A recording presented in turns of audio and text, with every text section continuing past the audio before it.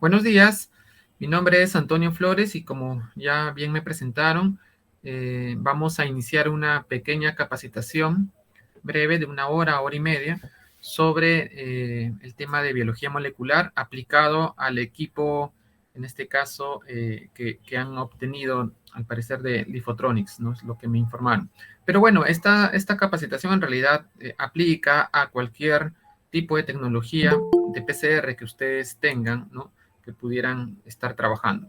Bien, no les va a ser muy ajeno lo que les voy a contar hoy, simplemente vamos a reforzar ello, quizás por allí van a ver algunos temas más directos con respecto al kit que se está manejando y a la marca en especial, ¿no? Mi nombre es Antonio Flores, como ya me presentaron, mi maestría fue en biología y bioquímica, ¿no? Biología molecular. Actualmente bueno, soy tesista de este doctorado que es en Ciencias e Investigación Epidemiológica, ambos en la Casa de Estudios de la Universidad Cayetano. Voy a dividir lo que vamos a conversar en 4 temas, en 4 bloques, digamos, amplios. Quizás el primero de ellos es un poco más amplio, ¿no? Donde voy a tomarme un buen tiempo. Lo demás es un poco más breve, especialmente los dos del centro, SARS-CoV-2 y el COVID, y consideraciones para el laboratorio, ¿no? Que seguramente todos ustedes lo tienen dentro de su institución. Y luego vamos a hablar un poquito ya de, en este caso, el uso del kit diagnóstico Lifotronic dentro del laboratorio. Bueno, vamos a tocar brevemente lo que es los fundamentos de PCR en tiempo real. El tiempo real, la reacción en cadena de polimerasa en tiempo real, no es muy distinto en fundamento al PCR convencional. Es una técnica, el PCR convencional, que ya lleva casi 40 años, ¿no? Desde que se inició en los años 80, y esta ha ido evolucionando, ¿no? Ahora es usado ampliamente en la parte de diagnóstico, ¿no? Ya no hay, son muy escasos los laboratorios que usan un PCR convencional. Ahora, por la practicidad, ya se usa el tiempo real, ¿no? Es más práctico, ¿no? Quizás el entrenamiento también es menor, ¿no? Porque ya no es investigación, esto es diagnóstico, ¿no? El PCR en tiempo real, en este caso, vale la pena recordar que el virus del SARS-CoV-2, ¿no? El virus que ocasiona el coronavirus 2019, es un virus de tipo ARN. Y esto es bien importante porque en las PCRs lo que amplificamos son ácidos nucleicos. Y los ácidos nucleicos pueden ser ADN o ARN. Cuando es ADN, pues requiere menos pasos quizás, porque en la PCR lo que vamos a hacer es amplificar el material genético, vamos a hacer copias. Entonces, a partir de un ADN van a salir miles de copias de otros ADNs, pedazos pequeños, ¿no? A lo que le llamamos productos de amplificación. Pero en el caso de tener como, digamos, como muestra inicial, como muestra inicial al ARN, hay que hacer un paso previo, ¿no? Este paso previo es una retrotranscripción. Al igual que otros virus de tipo ARN, como el VIH, ustedes saben muy bien que, por ejemplo, el virus del VIH es un virus con capacidad de retrotranscriptasa, o sea, es un retrovirus, ¿no? Que va a necesitar las herramientas de la célula para convertirse en una, o mejor dicho, para generar toda una serie de comandos, digamos, dentro de la célula, y pueda fabricar nuevas moléculas de este virus, ¿no? Entonces, de ARN va a pasar a ADN y así va a empezar a producir sus proteínas y a volverse a fabricar este virus, ¿no? Entonces, el asunto es este. Si nosotros queremos amplificar directamente el ARN, no lo podemos hacer, ¿no? Porque el ARN no inicia el proceso de la PCR. Quien inicia el proceso de la PCR, o al menos la tecnología que tenemos por ahora, es a través del ADN. Necesitamos iniciar siempre con un ADN. Este ARN tiene que ser retrotranscripto, ¿no? Ese es el término, para convertirlo en una molécula de ADN e inicie, en este caso, el proceso, ¿no? A esa conversión, cuando el ARN, en este caso de la muestra, ¿no? se convierte a ADN. En la primera cadena le decimos el ADN complementario, ¿no? O a veces, aquellos que manejan más estos temas, sobre todo en la investigación, lo conocen como cDNA, ¿no? O lo vemos a veces en las publicaciones como librerías, ¿no? cDNA, etcétera. Esos cDNA son conversiones, digamos, a partir de un ARN que se ha fabricado. Entonces, el primer concepto es necesitamos ADN para amplificar. El ARN por sí solo no lo va a poder hacer. Entonces, para hacer ello, para hacer esa retrotranscripción, hay un paso previo, que sucede a una temperatura constante. No es como en la PCR donde hay, ¿no?, subidas y bajadas de temperatura. Aquí no, sucede a una sola temperatura. Es un proceso que se lleva por otro juego de enzimas, ¿no? Acá están todos los componentes. Necesitamos el target, el RNA, o sea, el blanco, lo que queremos transformar. Una serie de reactivos, en este caso un oligoprimer que le llaman, ¿no? Unas enzimas que son las retrotranscriptasas, los DNTPs, buffer, y bueno, todo se asemeja a una amplificación, porque en realidad es lo que vamos a tratar de hacer, vamos a copiar el mensaje de ese ARN, ¿no? Entonces, lo que está aquí representado en la primera fila es el RNA de la muestra, ¿no? Para cualquier virus, ojo, no solamente para el virus SARS-CoV-2, puede ser para VIH u otros virus ARN, ¿no? Entonces, tenemos como target, como blanco, esta filita azul que representa al esqueleto del ARN, y cada uno de ellos son las bases nitrogenadas, ¿no? Recuerden de que hay una diferencia de bases entre ARN y ADN, ¿no? No tenemos uracilo en el ADN. Esa es una de las razones por las cuales no podemos iniciar de frente también la PCR. Entonces, a partir de acá se va a unir un pequeño primer, que es un polité que le llaman, ¿no? Un politiminas. Entonces, se une a una región porque el ARN tiene esa característica, tiene una región de poli A, ¿no? Poliadeninas, se va a unir y de una forma específica va a empezar a copiar el mensaje que estaba en el ARN. Al momento de copiarlo, gracias a esos DNTPs, se va a producir la síntesis del RNA, del ADN complementario. Entonces, esto es el ADN complementario y luego se va a convertir en una doble cadena de ADN, ¿no? Creo que es la siguiente. Sí, es acá.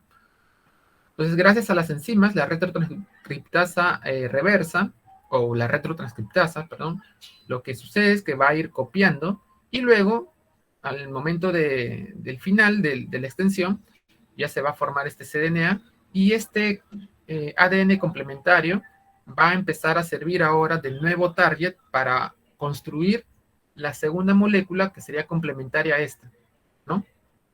Entonces, aquí vamos a tener, a partir de ARN, que es el azul, miren, azul y verde, el verde ya representa la síntesis del ADN, en este caso complementario, porque es complementario a la secuencia del ARN, y luego con esa única cadena se va a fabricar la complementaria, en este caso del ADN. Por eso es que ahora terminamos con dos barritas verdes, ¿no? Los dos significan que es ADN. De esta forma tenemos el cDNA complementario de doble cadena. Y esto es lo que va a ingresar a la amplificación de una PCR en tiempo real, ¿no? Técnicamente, eso es lo que va a suceder en un paso inicial, ¿no? Ok, gracias. Entonces, dentro de algunos protocolos, ya colocándonos, en este caso, enfocándonos hacia el virus SARS-CoV-2, esto fue algo que salió el año pasado, ¿no? En realidad debe haberse actualizado mucho, pero no ha variado mucho los blancos de amplificación. Por ejemplo, OMS usaba, creo que aún usa, el gen E como blanco de amplificación, y también otros genes, que es el RDRP. El CDC usaba dos genes de la región N1, de la región de la nucleocápside del virus, y así, ¿no? Hay varios blancos que usan diferentes protocolos. El protocolo de Lifotronic, que estuve revisando, usa estos dos, ¿no? Parecido a lo que Liu y colaboradores publicaron en el año 2020, ¿no? Usa un gen, en este caso del ORF1b, del virus, ¿no? Y también va a amplificar otro gen en otra zona, un poco más alejada, que son los genes de la nucleocápside, ¿no? Los genes N o NP, ¿no? Entonces, estos dos son nuestro target para identificar SARS-CoV-2. Entonces vamos a ver ello. Entonces, en una PCR en tiempo real, a diferencia del convencional, en un PCR convencional lo que pasaba, ustedes recordarán, era un poco más engorroso, ¿no? Tú no veías nada, ¿no? Terminaba la amplificación y solo veías el líquido, que era la amplificación, ¿no? El producto de amplificación. Luego de ello tenías que revelarlo. Había que hacer una corrida electroforética, etcétera, ¿no? Eso usaba más tiempo, más procedimientos, más experiencia, etcétera. En el tiempo real, nosotros no esperamos el momento final de la reacción para evidenciarlo. O sea, en la PCR convencional nosotros lo evidenciamos a través de bandas, ¿no? En el gel, esas fotos clásicas que veíamos antes en los 90, 2000, ¿no? De puras banditas, era porque, digamos, en todo el ciclaje de la corrida, terminaba el ciclo, digamos, 35, ¿no? Y allí recién lo pasabas al gel para poder evidenciarlo. Tenías que esperar los 35 ciclos para poderlo evidenciar. Y tenías que hacer un procedimiento para verlo, si no, no lo puedes ver. Y eso era la electroforesis. En el tiempo real no sucede así.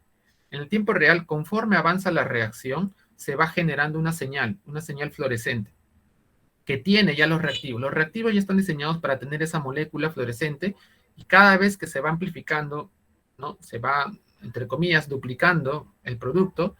Lo digo entre comillas porque eso depende de la eficiencia, ¿no? Para aquellos que están más al tanto de ello, eso no necesariamente siempre es el doble, ¿no? Entonces, cada vez que se va amplificando, se va colectando la información.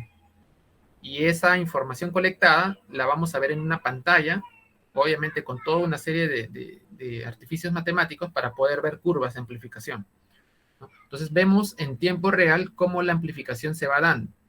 Y no necesitamos esperar el momento final como para poder luego hacer un post-test, ¿no? En este caso ya no hay una prueba de electroforesis, sino simplemente termina el ensayo y puedes reajustar los análisis, ¿no? Entonces, eso es la PCR en tiempo real, te ahorra un paso de los clásicos que eran la electroforesis y puedes evidenciar la amplificación en un tiempo real, como dice, ¿no? Esto ya lo mencioné. La PCR en tiempo real te permite hacer varios tipos de experimentos en realidad, ¿no? Lo clásico, lo que siempre estamos haciendo, quizás es la parte cualitativa en diagnóstico, ¿no? Positivo o negativo, ¿no? ¿Qué resultado tiene? ¿Es positivo al virus SARS-CoV-2 o no lo es? Ya, eso es un diagnóstico cualitativo, eso lo conocemos muy bien.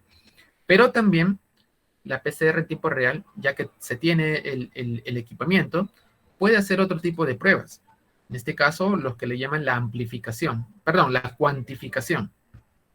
O sea, saber cuánta carga viral puede haber.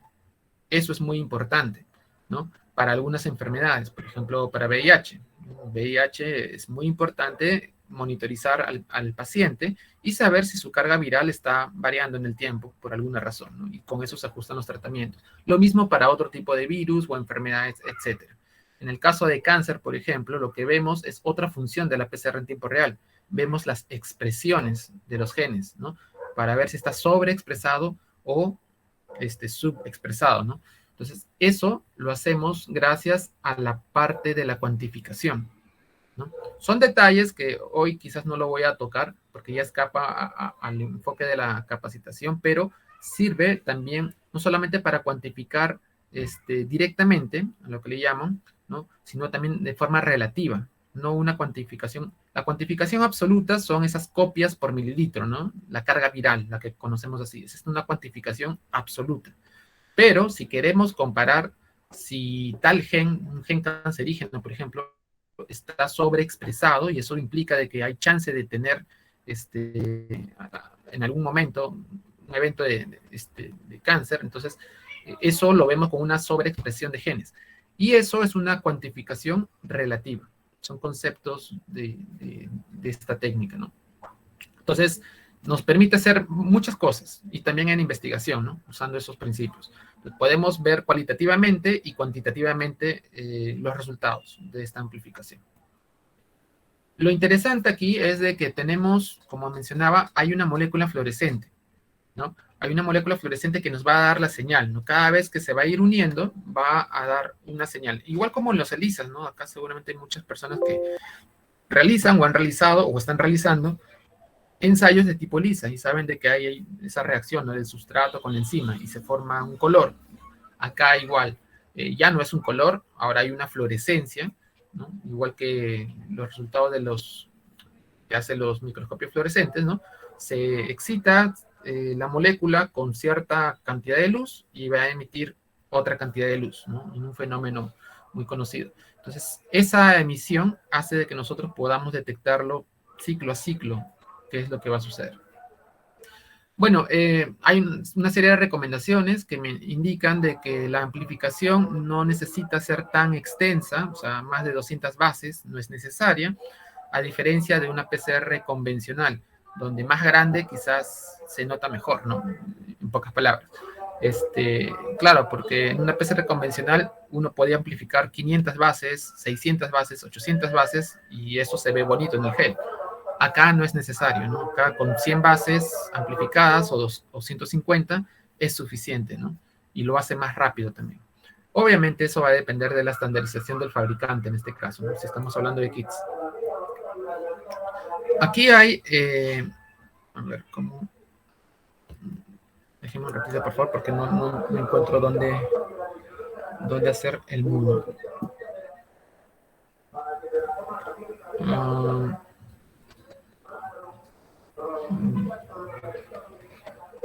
A ver, un ratito, por favor. Ah, ya estaba acá debajo. Estaba tapado. Quería controlar el audio. Ya. Hay diferentes equipos. Ya acá he colocado una imagen quizás de lo que más se usa en Perú, en este caso para SARS-CoV-2, ¿no? Y para otros dispositivos, ¿no? Este, en este caso, hay diferentes instrumentos. Vamos a quedarnos con la imagen, por favor, de que mientras va amplificándose, esta señal de luz, ¿no? Es detectada por unos lentes, ¿no? Hay una colección de esta información de la señal fluorescente y esto va a ser procesado dentro del equipo. Nuestro equipo, en este caso, lo tengo más adelante, el de Lithotronic, es diferente en forma quizás, pero estructuralmente hace lo mismo, ¿no? Todos los equipos, los termocicladores en este caso, en tiempo real, hacen esto. Amplifican, o sea, suben y bajan la temperatura a través de esa diferencia de calor y a la vez detectan la señal, ¿no? Y esto obviamente es analizado por un software.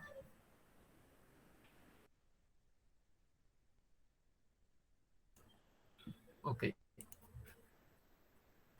Entonces, esta parte vamos a resumirla también, pues seguramente muchos de ustedes también lo conocen, es conocer cómo es una curva de amplificación.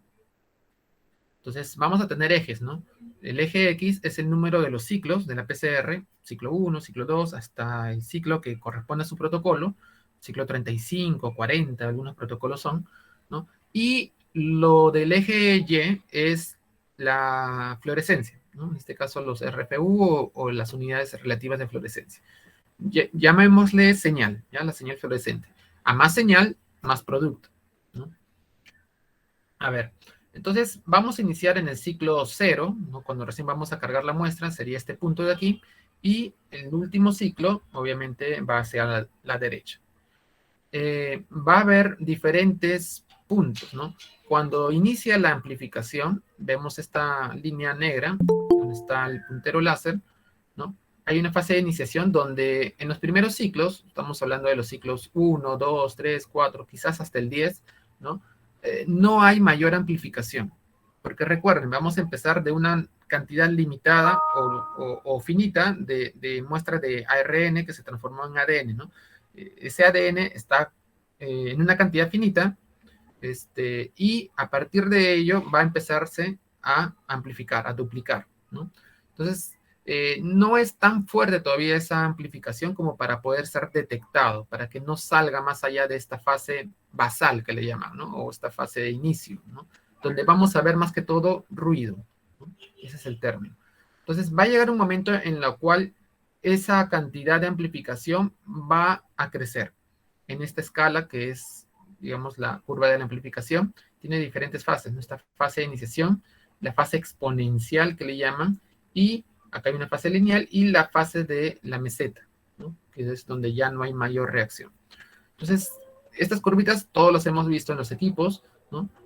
Crece en forma de una S y luego acá se sostiene y se vuelve constante, ¿no?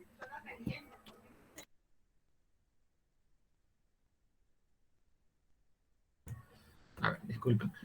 Ya, estábamos diciendo, la fase inicial es esta parte de aquí, la fase exponencial es la que sucede acá, la segunda fase. En la fase exponencial es cuando se dice, cuando ya la curva ha superado un nivel, ¿no? Ese nivel le llaman el threshold, ¿no? El threshold o el umbral que le llaman, ¿no? Es donde empieza realmente a notarse la amplificación y es donde va a empezarse a hacer los análisis, las interpretaciones, ¿no?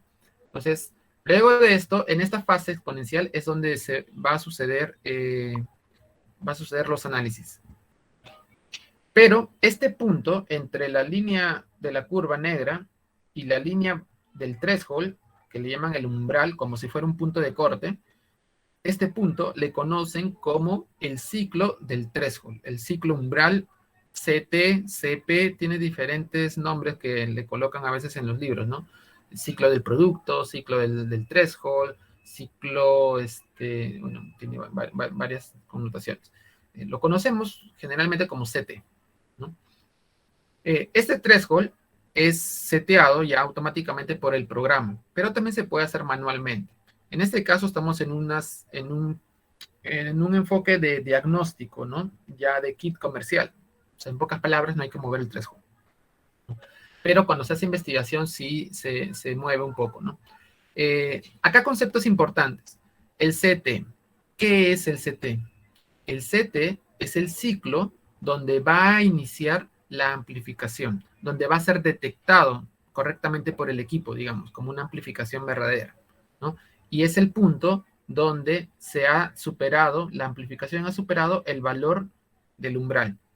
Esto es bien importante porque donde caiga este punto, si lo extrapolan al eje X, va a ser el CT, ¿no? O sea, digamos que de aquí a aquí son 40 ciclos y más o menos esto debe estar en el ciclo 24, ¿no?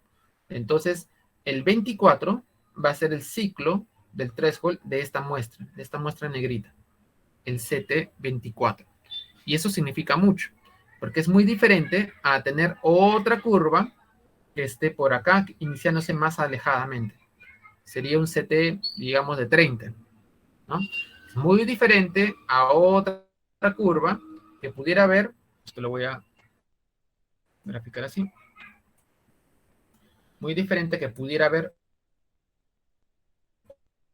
o por acá, que les decía, y muy diferente a otra curva que ni siquiera aparece y recién aparece por acá, ¿no? Entonces, todo lo que viene después de lo que ya se ha seteado, por ejemplo, en esta amplificación, digamos que era hasta 40 los ciclos, ¿no? Hasta 40.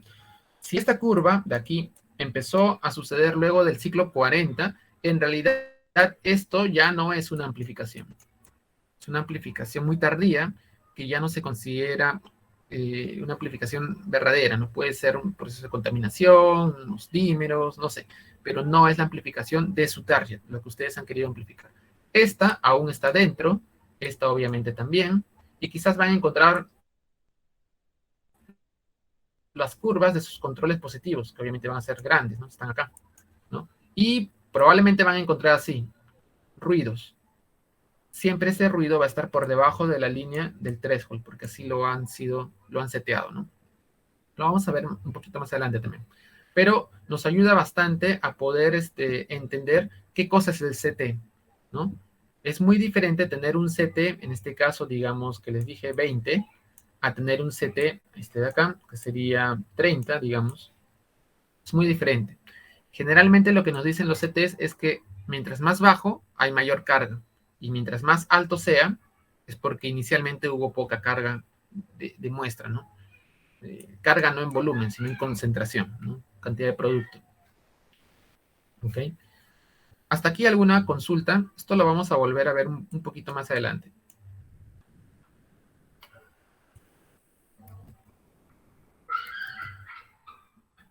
¿No? Ya, voy a seguir entonces. Acá les voy a dejar una serie de definiciones ya para la QPCR. Por ejemplo, tenemos el plot de amplificación, que es lo que hace un rato estuve explicando. El plot de amplificación son toda la pantalla que vemos con las curvas, ¿no? Vamos a graficar los dos ejes, el eje Y, que es la señal, y el número de ciclo, que es el eje X. En función a eso vamos a ver las curvas parecidas a una S, ¿no? Entonces, mientras más carga haya, desde un inicio de la muestra, vamos a observar un incremento significativo de la fluorescencia, ¿no? Hay una línea basal que no estaba graficada anteriormente, pero son los ciclos iniciales de la PCR, el ruido, ¿no? Donde se produce esta señal ligera de fluorescencia, ¿no? Después hay una partícula pasiva de referencia, que le llaman, es una molécula que va a proveer la fluorescencia y donde se va a normalizar una molécula fluorescente. A ver, sucede de que la reacción, como les decía, tiene ya una molécula fluorescente dentro de los primers, ¿no? O dentro de la sonda, en pocas palabras, ¿no? En la sonda ya hay una señal fluorescente que cuando se va uniendo va a empezar a liberar esa señal, ¿no? Entonces, estas partículas lo que hacen es hacer este juego de prender la señal y apagarlas, ¿no? Eso lo vamos a ver en un pequeño video seguramente. Entonces, luego hay otro concepto que le llaman el RN, o es el reportero normalizado, que es esa molécula cuando se ha, digamos, configurado de tal forma, ¿no? Donde se va a ver la proporción de la intensidad de esta fluorescencia, de esta señal, ¿no? Con la intensidad de la molécula de referencia pasiva. Acá hay dos tipos de moléculas, ¿no? Hay una molécula que va a brindar la señal y otra que en este caso la va a recibir. El delta de este RN es cuando ya lo normalizamos con la señal basal, con el ruido. O en pocas palabras, es, digamos, el dato cuando ya le restamos el ruido basal, ¿no? Ahí vamos a ver ese delta de RN, que es un valor, digamos, para la reacción, ¿no? Y el threshold que les mencionaba es este ciclo o este lugar, este punto de corte, ¿no? Que es trazado con este delta de RN, ¿no? Que hemos usado en los QPCR. Pues esto nos va a evidenciar dónde colocar esta línea del umbral. Muy arriba, muy abajo, pero nuevamente, el equipo cuando ya es un kit comercial ya está seteado, ¿no? Está en su programación e incluso al momento de usar el kit se siguen las configuraciones para setear ese threshold al nivel recomendado, ¿no? Por el fabricante. Entonces, pero esto ha seguido por una serie de estandarizaciones y han llegado a una línea curva, una línea para poder setear dónde va a ser este punto de corte.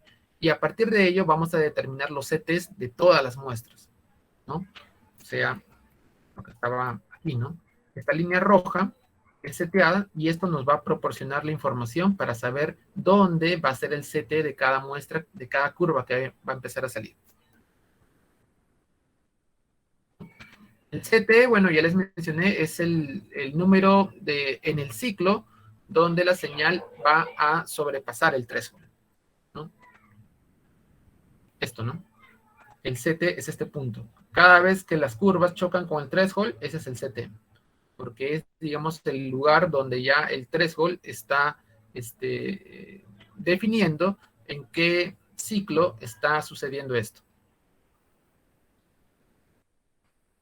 Y bueno, la eficiencia, digamos que se mide con una fórmula y te va a ver si en realidad tu PCR es muy eficiente o no. O sea, idealmente debiéramos de obtener 2 copias, o mejor dicho, todo debe ser elevado al cuadrado, ¿no? Para poder, es una fórmula de 2 a la n, ¿no? De que cada nuevo ciclo, tú tienes, por ejemplo, 2 productos y esto en el siguiente ciclo se convierte en 4, el 4 luego se convierte, ¿no? En 16, etcétera, etcétera. 16 en 16 al cuadrado, etcétera. Entonces, eso sería el ideal para tener una eficiencia muy buena, que todo siempre sea, ¿no? Elevado al cuadrado, para poder tener la cantidad de productos. pero no sucede así generalmente. Entonces, los fabricantes ya han seteado todo para tener una eficiencia lo más alta posible, ¿no? Pero que también se puede evaluar, ¿no? Es probable evaluarlo. Lo único que necesitamos para hacer eso son estándares, ¿no? Así como en las pruebas bioquímicas, ¿no?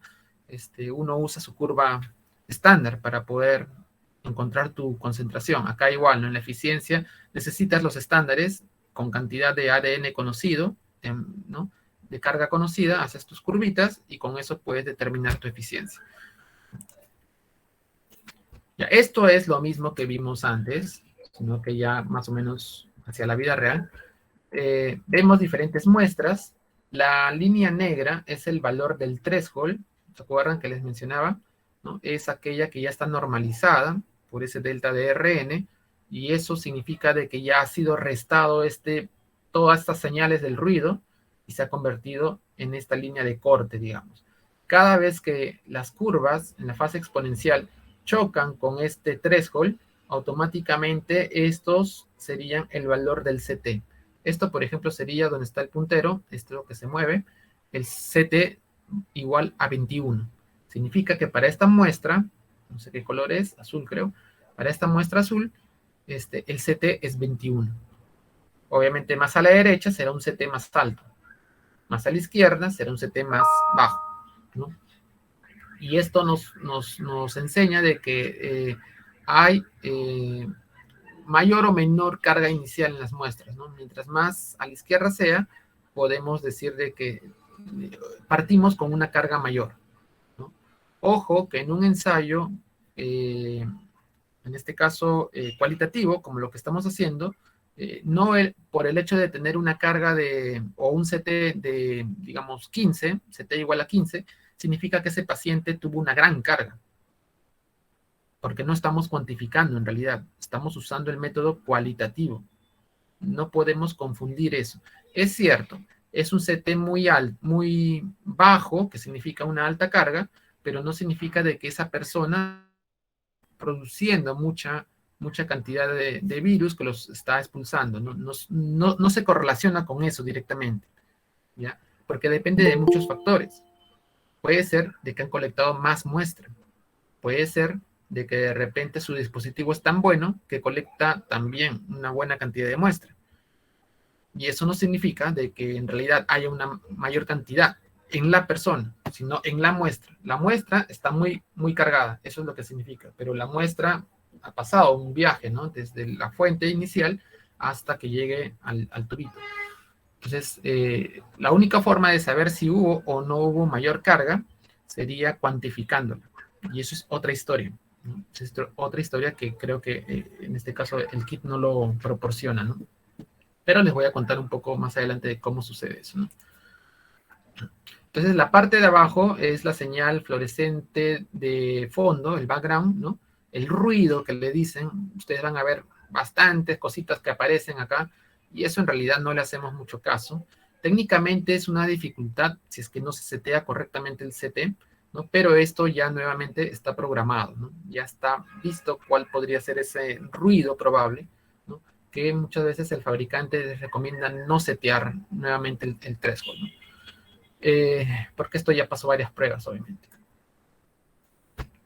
Hay varios tipos de moléculas reporteras, ¿no?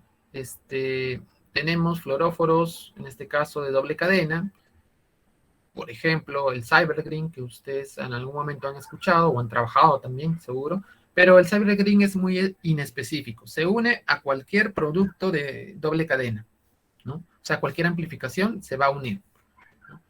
No está guiado, digamos, no tiene una guía para decirle únete en tal posición. No, simplemente se va a unir. Pues eso sirve más que todo para estudios más de laboratorio, no más de investigación. En algunos ensayos diagnósticos también los usan porque es barato, ¿no? Pero es inespecífico en ese sentido y por eso puede tener ciertos errores en los diagnósticos, ¿no? Por eso que muchos de los kits diagnósticos obviamente usan una sonda, ¿no? Una sonda, en este caso, tipo TACMAN, ¿no? Que es una sonda de lisis, ¿no? Eso lo vamos a ver en un momento. Pues esta sonda reportera En esta sonda es una secuencia de ADN cortito, unos 15 bases, 12 bases o 20, ¿no? Donde hay una secuencia de ADN, en una secuencia que se va a unir específicamente al ADN que se ha amplificado. Si no hace el match perfecto, no se va a unir, por eso es más específico. Y allí va a haber este juego ¿cómo le llaman a esta técnica? Se me ha olvidado, pero es un fenómeno físico donde por este juego de distancias que hay entre las moléculas fluorescentes va a emitirse cierta señal, ¿no? En pocas palabras, va a haber una emisión de fluorescencia, ¿no? Gracias a que tiene un fluoróforo colocado o marcado dentro de este primer, ¿no? A ver, aquí esto es una zona Tadman. Acá, por ejemplo, tenemos un producto de doble cadena, ¿no? Ya se amplificó, está el primer 1, el primer 2, y la sonda, que es esta barrita negra chiquita, tiene dos fluoróforos, ¿no? Un fluoróforo y un quencher, que al final son moléculas fluorescentes, ¿no? Pero que como están acá cerca, por cierta distancia, el quencher, digamos, apaga a la señal del fluoróforo. Esto es un fenómeno, ya me acordé el nombre, se llama FRET, ¿no? De transferencia de fluorescencia. Entonces, queda inhibido, digamos, queda apagada la señal. Es como que si ustedes no logran encender la luz, ¿no? Porque está, digamos, impedido de poderlo presionar, ¿no? Sucede lo mismo acá. Las dos señales que hay acá se apagan entre ellas porque están cerca. Es un fenómeno físico que existe en la naturaleza, entonces, por este juego de moléculas, ¿no? Pero cuando se unieron acá y empieza la extensión, va a hacer que se lise, o sea, se quiebre, se libere esta molécula. Al liberarse, como ven acá, sucede la polimerización, ¿no? Se unen los ADN de PS, etcétera, y esto hace que se libere esta molécula. ¿Ven aquí? Cuando se libera, la distancia ya no es tan cercana como para que quede apagada la señal por el quencher, sino como ya hay más distancia, ya queda liberada de ese encarcelamiento, digamos, ¿no? Entonces, como ya está lejos, ya puede emitir su señal. En pocas palabras, la sonda se une y cada vez que va corriendo, va amplificándose, se va a liberar porque hay una lisis y cuando eso sucede, se da la señal.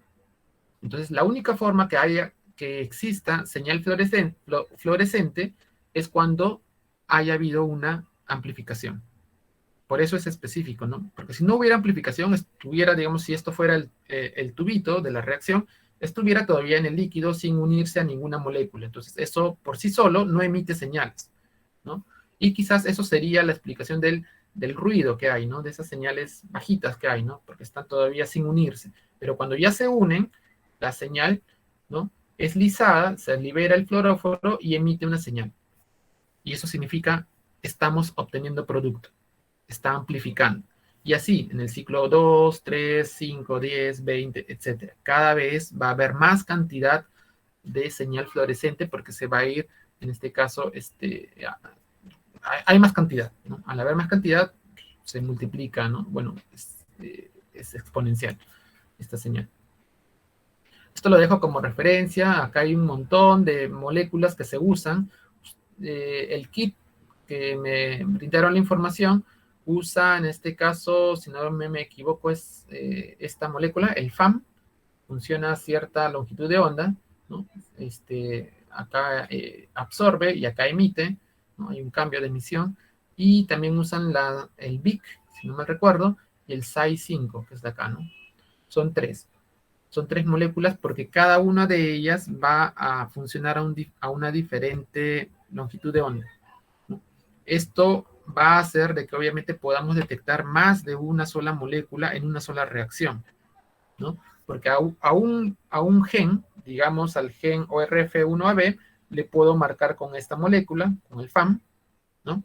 Al otro gen, que en este caso es el gen N, lo marco con el BIC, ¿no? Porque funciona a otra longitud, por eso es que puedo jugar con ellos, no puedo trabajar entre moléculas que están con la misma longitud de onda, porque obviamente va a ser señales repetidas.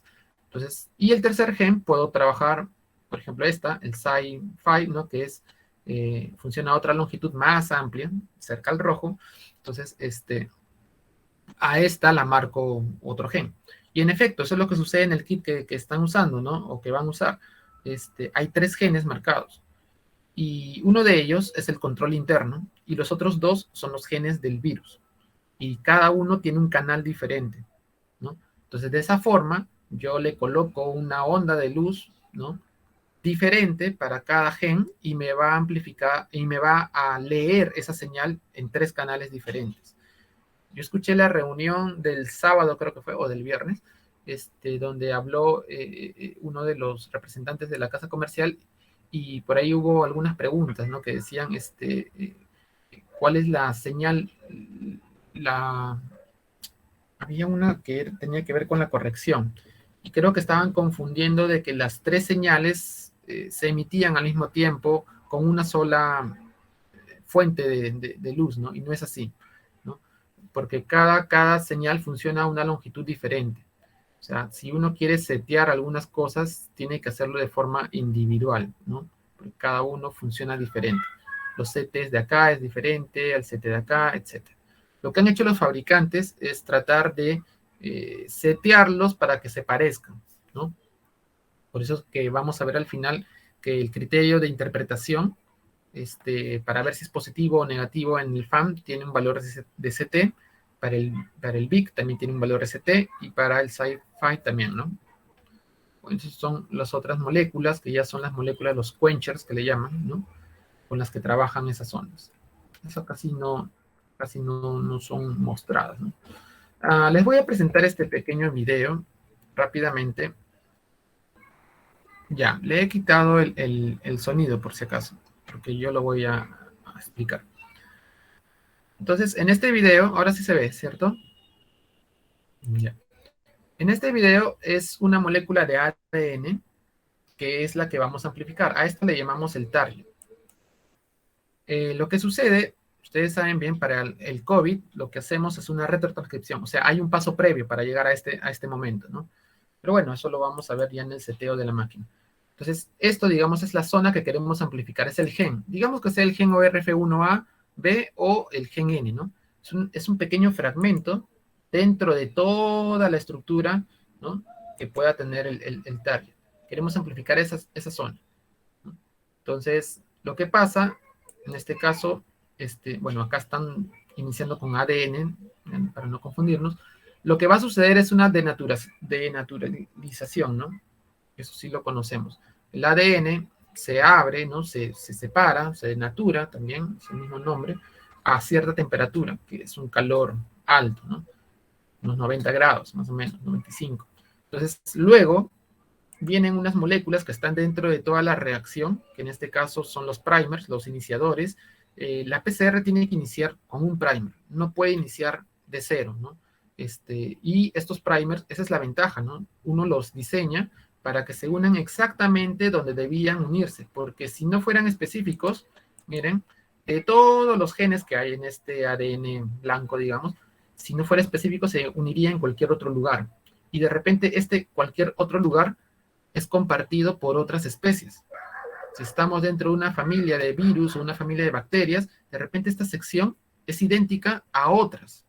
Entonces, lo que hacen los fabricantes es escudriñar, ¿no? Toda la secuencia del ADN y saber, ok, este gen es diferente, nadie más lo tiene, o de repente lo tienen, pero voy a ubicarme en una secuencia que nadie más lo tenga y solamente lo tenga para este virus. De esa forma, diseñan los primers para que sean específicos para ese virus o bacteria o parásito o lo que sea, ¿no? A veces gen humano también. Entonces, solamente se va a unir ahí. Y el truco está en encontrar el primer correcto, ¿no? Entonces, eso ya lo encontraron, ya saben que se va a unir acá, ya lo probaron, funciona. Y una vez que ya se une, ¿no? Se une también a cierta temperatura, no es cualquier temperatura, viene todo el proceso enzimático a extenderlo, ¿no? Hacer la polimerización. Esos blanquitos son los DNTPs, ¿no? Son diferentes letras, ustedes saben, solamente que acá ha sido representado en el mismo color, ¿no? Y cada vez que se va a ir amplificando, se van a ir creando los productos. Los primeros ciclos te va a dar unos productos un poquito inespecíficos porque se van a volver muy grandes, quizás, porque no es el gen exacto lo que tú estás amplificando en el ciclo 1 o 2, ¿no? Pero bueno, al final de varios ciclos vas a tener el producto. Entonces, aquí están mostrando el, la sonda que vamos a usar para poder detectar cada amplificación. El F representa la fluorescencia o la molécula fluorescente. Ustedes ya vieron que trabajaba a diferentes longitudes de onda. Y el Q es el quencher. El quencher que es el que apaga. Y por este fenómeno de FRET que se conoce así, ahorita por esta distancia de pocos Armstrong, digamos, está apagada la señal. Está apagada. Como dice ahí, el quencher absorbe esa señal y se quedó apagado, ¿no? Como un foco apagado, no funciona. Entonces, cada vez que se va a ir denaturando el ADN en los ciclos, se abre la cadena, ¿no? Se colocan los primers son estos de acá que no tienen FQ, ¿no? Y también se va a hibridar en el mismo momento las ondas. Entonces, cuando fabrican los primers, en realidad hacen de que los primers funcionen a la misma temperatura, igual la sonda. Entonces, todo es un juego en el diseño. En este caso, nosotros no nos preocupamos porque ya lo fabricaron. Pero cuando hacemos estas tareas en el laboratorio, hay que setear correctamente estos valores, ¿no? Y las secuencias. Es todo un trabajo de la gente que hace estas cosas.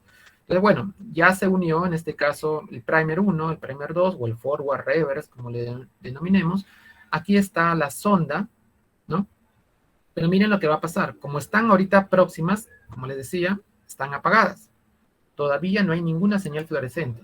Lo va a ver cuando la polimerasa libere a esta molécula, porque tiene una función exonucleasa, ¿no? Va a ir cortando también. Entonces, eso va a suceder, creo que ahora, ¿no? Y al hacerlo, la libera y esa liberación la separa de su apagador, ¿no? Y al separarla, ya hace que se emita la señal fluorescente. Esta extensión sucede a otra temperatura también. No es la misma en la cual se hibridó, es un poquito más extensa. En este caso, 60 grados, 62 grados, 63, o como lo vayan a determinar los fabricantes. Pero va por esa temperatura. Entonces, ya se emitió la señal y esta señal es la que va a detectar el equipo. Todos los equipos detectan esas señales. ¿Cuántos canales van a tener? Bueno, dependiendo de lo que ellos quieran usarlo. Entonces, en este caso, el kit del SARS-CoV-2 está usando 3 canales, ¿no? 3 tipos de longitud de onda para detectar. Entonces, cada vez que se va a ir extendiendo, ya les mencionaba, va a estar seteado ya el threshold, ¿no? Acá está el valor del threshold, y las señales van a empezar a amplificarse. Estas letritas nos están tapando un poco. Ah, ya, acá está. Puedo mover. Entonces, empieza la señal y una de ellas, digamos, esta es una curva muy bonita, muy ideal, ¿no? Está superando este valor de threshold. Cada vez que la supera, este es el valor del CT. ¿Se acuerdan? Cada vez que choca este punto de corte, ¿no? Entonces, tenemos diferentes curvitas. Siempre a la que está más a la izquierda le decimos que inició con una carga más alta, la amplificación, ¿no? Inició la amplificación con una carga más alta.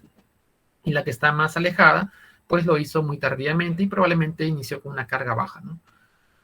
Si esto ya está seteado a que debo de recolectar la información hasta el ciclo 40, todo lo que viene luego del ciclo 40 ya no es amplificación. Eso está en todos los insertos, en este caso, ¿no? Bueno, eso era lo que les quería mostrar. Esta parte ya no es muy importante, muy informativa. Vamos a volver aquí. En el CyberGreen, ahorita no vale la pena, pero lo que sucede en el CyberGreen es de que se une, es lo mismo, se va a amplificar y todo, sino que el truco está en la detección. Y en el CyberGreen sucede esto, ¿no? Uno amplifica, pero la molécula se une a cualquier lugar, ¿no? Debe estar por acá. Acá viene el template, el target, los primers, y acá está, ¿no? Ya esta es la parte de la amplificación, ¿no? Y cada vez que va a ir sucediendo la amplificación en esa técnica que usan el CyberGreen, esas son las enzimas, ¿no? cada vez que se amplifica, se va a formar doble cadena, como ven acá, una y la otra, ¿no? Doble cadena, pero cada vez que eso va sucediendo, el cybergreen, que es el amarillo, acá no se une porque no hay doble cadena, pero cuando ni bien la encuentre, se va a colocar allí, se va a entrecruzar, digamos, ¿no? Eso tiene toda una explicación molecular, ¿no? Pero se va a unir. Entonces, cada vez que hay una doble cadena, se une el cybergreen y de esa forma emite la señal y el equipo lo lee.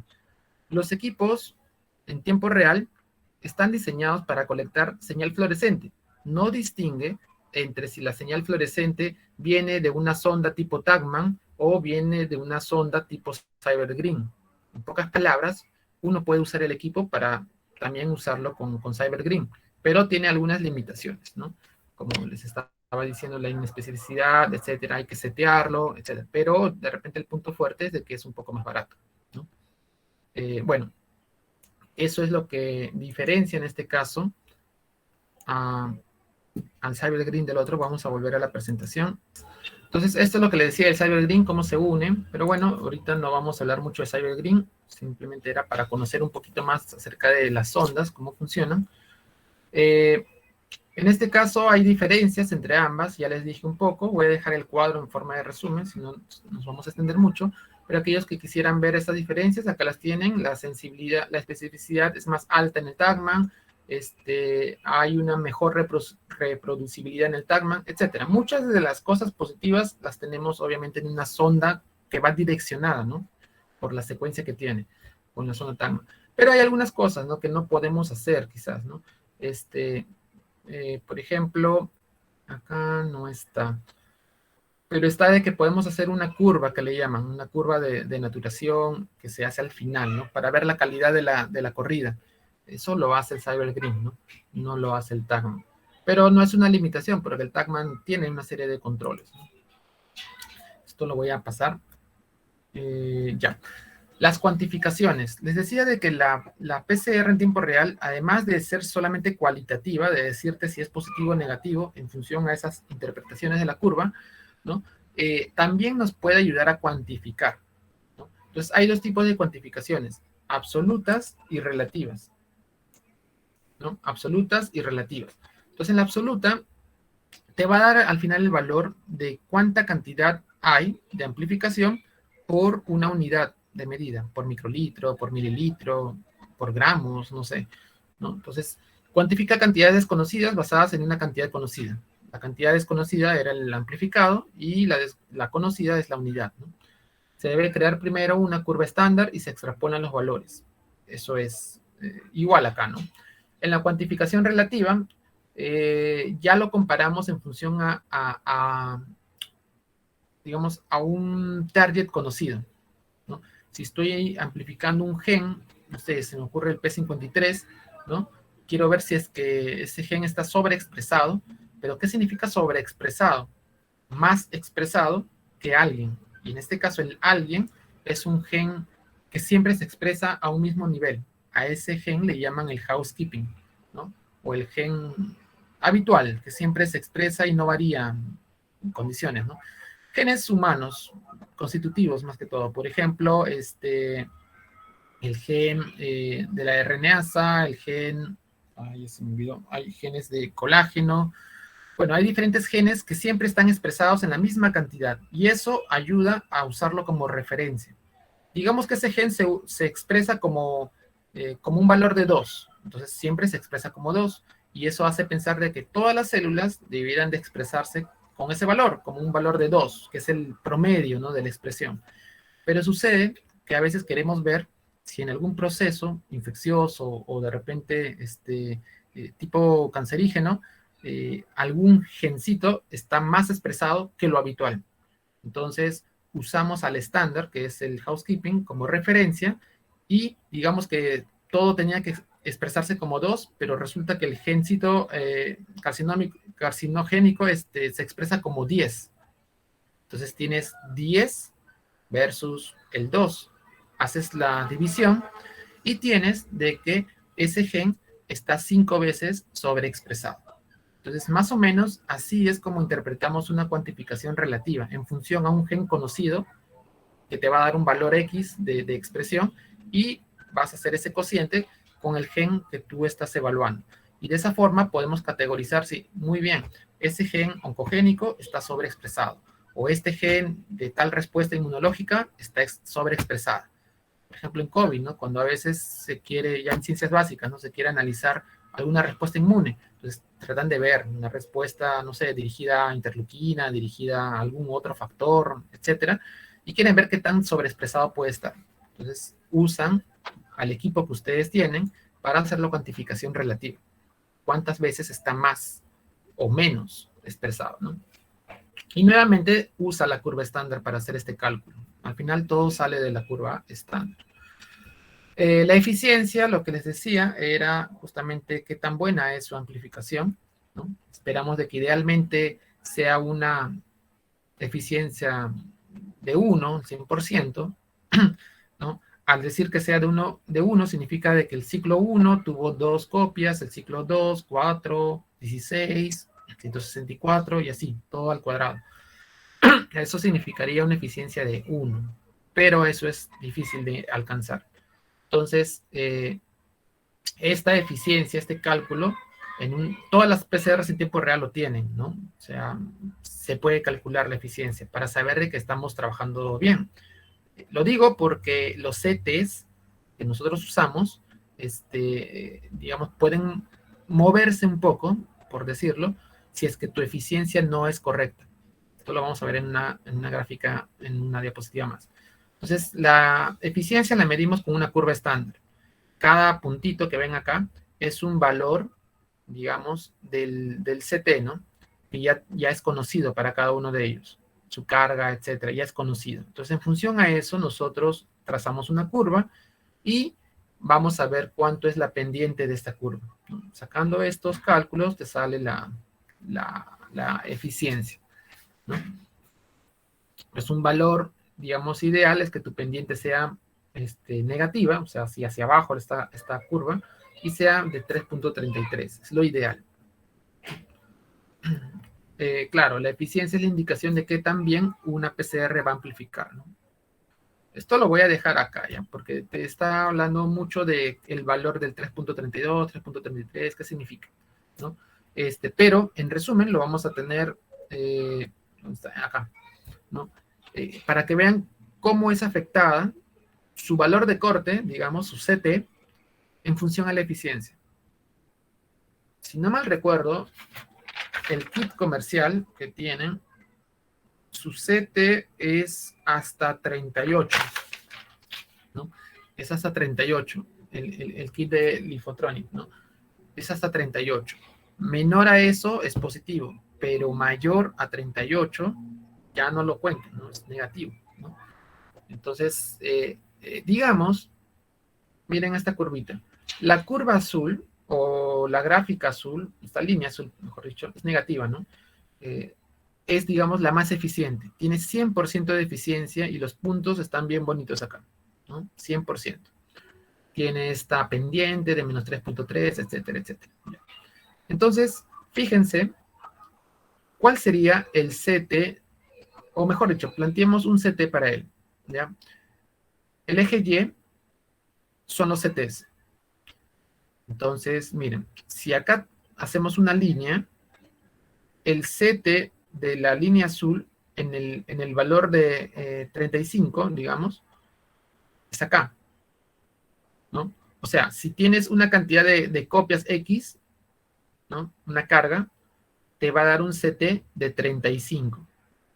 Pero la misma cantidad de copias que pudiera tener la muestra, si tu curva no es muy eficiente, ¿no? Te va a dar más o menos una curva así. Y dirán, pero eso está un poquito desviado, no pasa nada. Puede pasar, porque esta curva verde es una eficiencia por debajo de 100, 78%. Quiere decir de que cada nuevo ciclo no estás obteniendo, digamos, el exponente adecuado, ¿no? Sino estás teniendo menos cantidad de producto cada vez. Cada vez tienes menos cantidad de producto.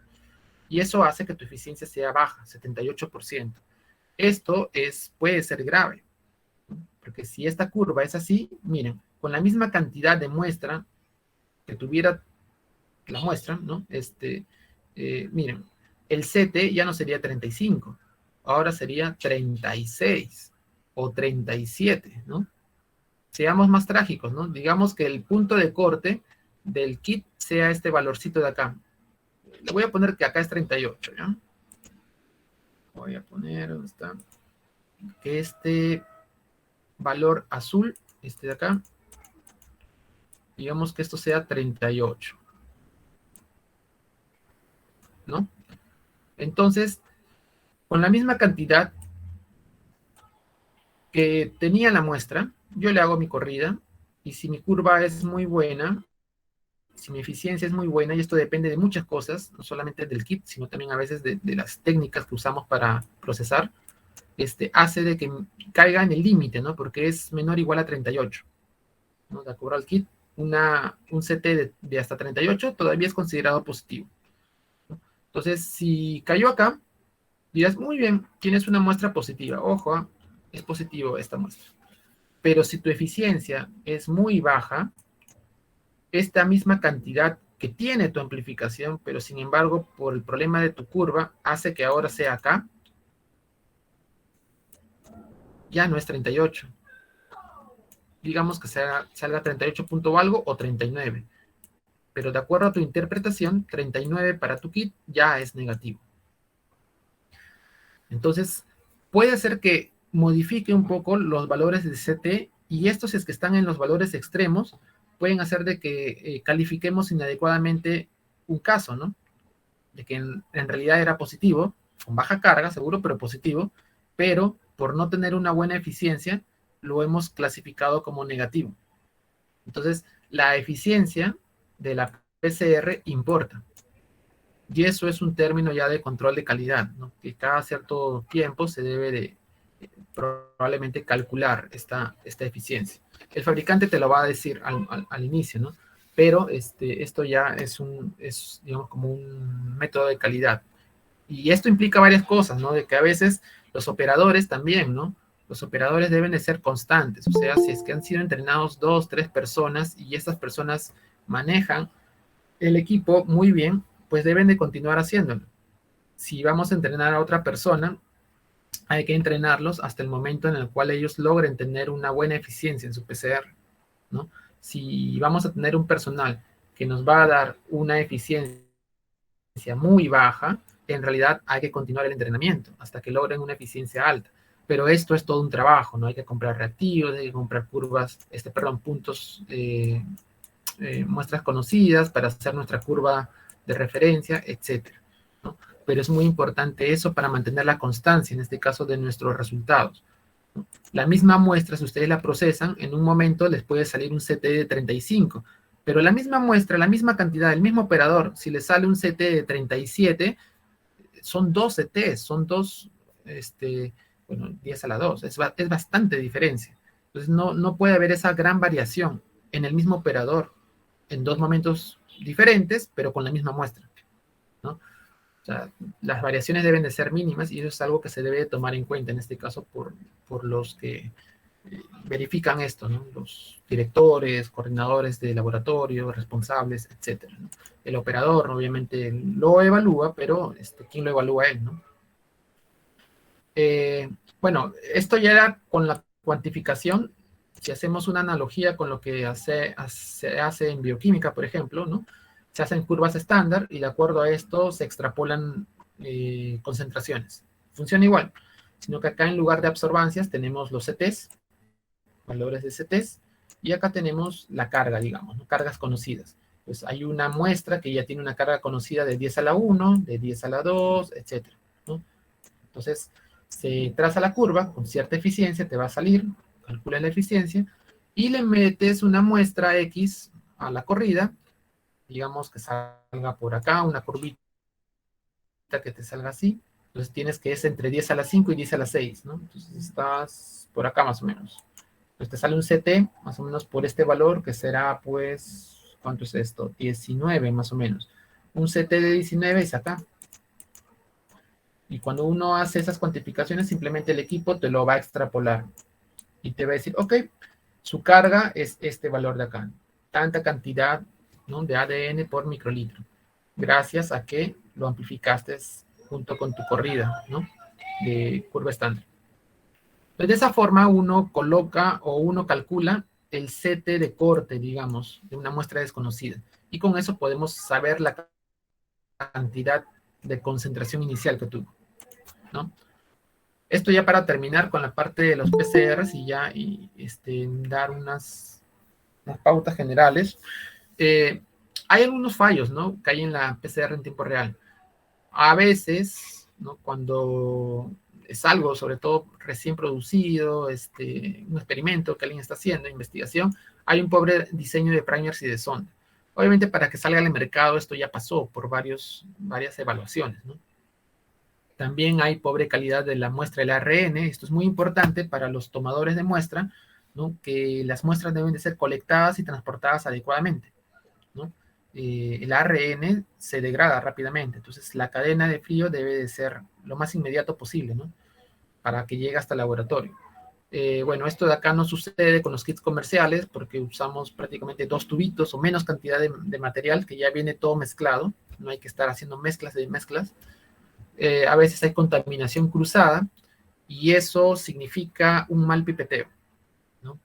Esto es biología molecular, no es inmunología, no es bioquímica, donde si se te pasa una gotita o unos microlitros más, no pasa nada. Acá sí pasa, y pasa mucho, ¿no? Colocarle 20 microlitros y colocarle 21, eso es una gran diferencia. Colocarle un poquitito más de sonda o un poquitito más del juego de las enzimas hacen también la diferencia. Entonces, el pipeteo debe de ser correcto, ¿no? Y al momento de cargar las muestras, también hay técnicas para cargar las muestras, no simplemente es aspirar y liberar, ¿no? Eso en molecular no usamos, ¿no? Simplemente cuando cargas la muestra, agarras la pipeta, agarras el tip, te inclinas directamente, vas hasta el fondo y sueltas el contenido. No mezclas, no mueves nada y se queda ahí, ¿no? Porque eso puede hacer que haya aerosoles de la propia muestra que pueden salpicar de un pozo a otro pozo, ¿no? Al momento de hacer las aspiraciones también se forman aerosoles. Entonces, esas técnicas no las usamos, ¿no? Entonces, eso es ya expertise del operador, ¿no? ¿Y cómo nos damos cuenta de que hay contaminación cruzada? Pues cuando alrededor del pozo, ¿no?, van a encontrar varios positivos o varias señales altas. Entonces eso te hace sospechar, acá ha habido un arrastre, ¿no? A los bordes, algo ha pasado, ¿no? Entonces, a veces lo que se hace también es separar, ¿no? Las muestras tienen algunos saltos en el pocillo, cuando se puede, ¿no? Etcétera, etcétera. Bueno, los controles, a veces hay controles para hacer la normalización inapropiado. Esto es para hacer esas curvas estándar que les decía. Bueno, esto no necesitamos para este ensayo, no usamos ensayo de Green. Esto tampoco no lo configuramos, ya lo configura el fabricante. En raras ocasiones se puede usar, pero esto lo tiene que hacer un personal totalmente entrenado, ¿no?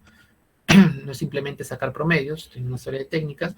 La eficiencia, que depende mucho de todos estos factores en realidad, ¿no? A veces hay rangos inapropiados para la curva estándar, nuevamente tiene que ver con la eficiencia, ¿no? Entonces hay algunos fallos que pueden suceder. No todos de ellos aplican a los kits comerciales, ¿ya? Pero podrían suceder, ¿no? A veces en los equipos se forman dímeros, ¿no? Dímero significa de que son pequeños ADNs chiquitos que se están hibridando entre ellos y estos hacen que la señal aumente, causándote mucho ruido o haciendo que las curvas no salgan tan perfectas como esperas, ¿no? A veces es el propio diseño del kit, ¿no? Lo cual obviamente en un kit comercial eso es reducido al mínimo, ¿no?, porque salieron al mercado por alguna razón, ¿no? Pero a veces es cuando cargamos muestras o a veces hay inhibidores, ¿no?, etcétera, etcétera. Ok, hasta aquí hemos terminado la parte de la capacitación en biología molecular.